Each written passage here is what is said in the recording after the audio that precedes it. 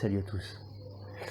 Après notre dernière vidéo sur Geoff Taylor, nous quittons les pinceaux pour se plonger dans la sculpture avec deux figures majeures de l'histoire de Citadel, Ali et Trish Morrison, un duo à la fois discret et incontournable dont le travail a façonné des générations de figurines. Dans cette vidéo, on revient sur leur parcours, leur création emblématique et l'influence durable sur l'univers visuel de Warhammer.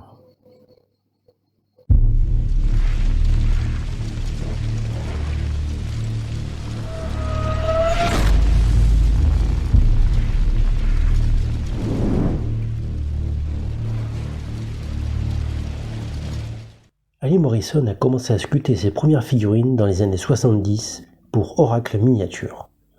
À l'époque, Ali contribuait au fanzine écossais Underworld Oracle. Ali Morrison a eu un impact durable dans le domaine du wargame grâce à son travail avec Citadel Miniatures, la marque de figurines de Games Workshop. Il est responsable de la création de nombreuses figurines classiques présentées dans la gamme Warhammer Fantasy Battle. L'une des premières réalisations d'Ali Morrison est sa contribution pour l'armée des elfes, des morts-vivants et des hobgoblins. Ses talents artistiques et ses compétences de sculpture ont joué un rôle central en mettant en pratique ces créatures fantastiques et souvent malicieuses dans l'univers de Warhammer. L'expertise d'Ali Morrison s'étend aux autres armées à partir de 1986, où il continue à mettre en valeur son talent en tant que peintre et sculpteur de figurines. La faction du chaos, connue pour ses forces sombres et malveillantes, a acquis une identité visuelle distincte à travers les créations de Morrison. On lui doit une quantité impressionnante de troupes de base pour Warhammer Fantasy Battle. Guerriers nains, orques, elfes noirs, mais aussi des figurines pour Warhammer 40 000, comme des orques par exemple. Son style est modeste, mais d'une redoutable efficacité. Des poses naturelles, des visages marqués, une vraie cohérence d'ensemble. Trish, quant à elle, a obtenu un diplôme de joaillerie et d'orfèvrerie à l'école d'art d'Édimbourg.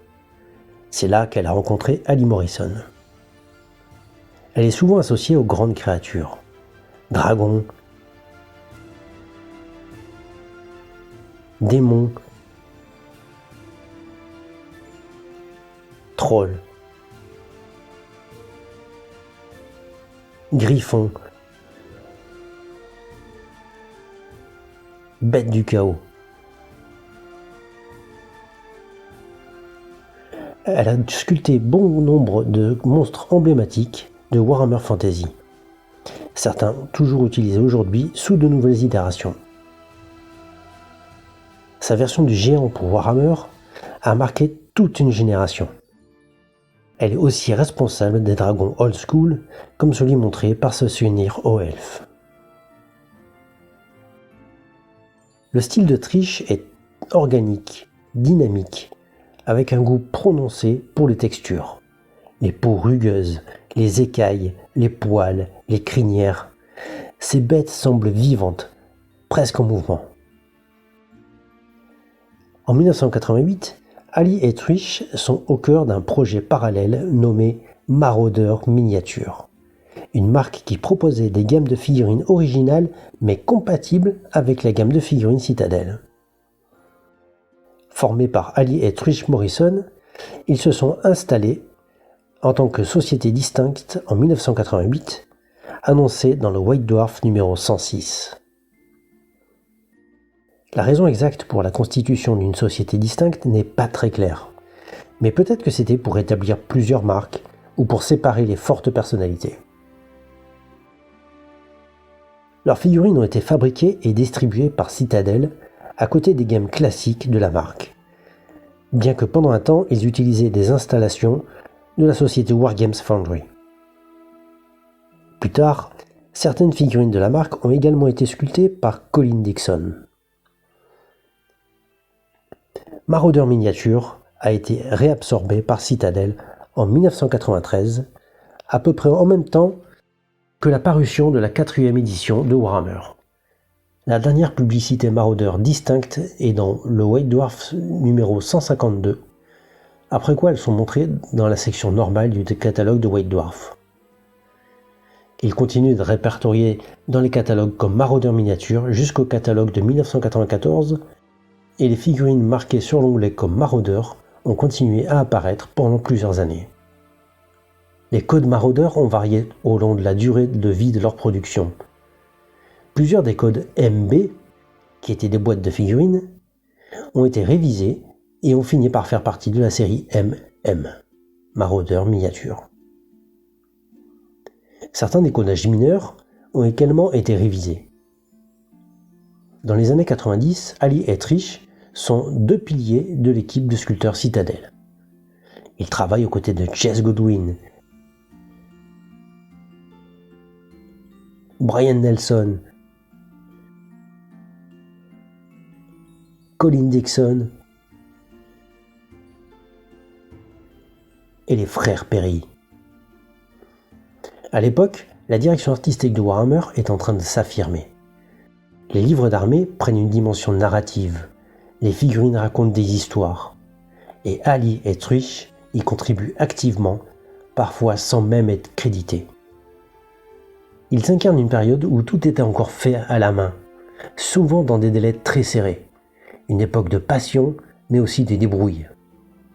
Ali continue de travailler chez Games Workshop pendant plusieurs années. Il contribue notamment à des projets chez Forge World et plus récemment à The Old World en tant que concepteur et sculpteur. Il est resté fidèle à l'esprit Warhammer des débuts et continue de défendre une vision artisanale de la figurine. Trish quitte Games Workshop en 2019. Elle fonda alors Harold Hearst, une marque indépendante pour laquelle elle sculpte des créatures spectaculaires dans la lignée de ses monstres Citadel. On retrouve sa patte immédiatement. Des muscles tendus, des visages grimaçants, des textures animales. Elle participe aussi à des salons, des interviews et reste très proche de la communauté. L'influence des Morrison est énorme. De nombreux sculpteurs modernes les citent comme source d'inspiration. Leurs figurines, parfois encore jouées aujourd'hui, sont aussi devenues des objets de collection recherchés pour leur charme rétro et leur forte personnalité. Leur style est différent de celui des sculpteurs numériques actuels, plus lisses, plus symétriques. Chez Ali et Trish, il y a du grain, de l'imperfection, une main humaine. C'est ce qui les rend si attachants. Que vous soyez vétéran des premières éditions ou nouveau venu curieux des racines de Warhammer, n'oubliez pas que derrière chaque figurine, il y a un artiste. Et parfois, un couple d'artistes, comme Ali et Trish Morrison, qui ont façonné pendant plus de 30 ans les armées de nos rêves. La prochaine fois que vous tombez sur un vieux dragon en métal ou un régiment de maraudeurs miniatures, souvenez-vous, c'est peut-être un petit morceau de leur héritage que vous tenez entre vos doigts.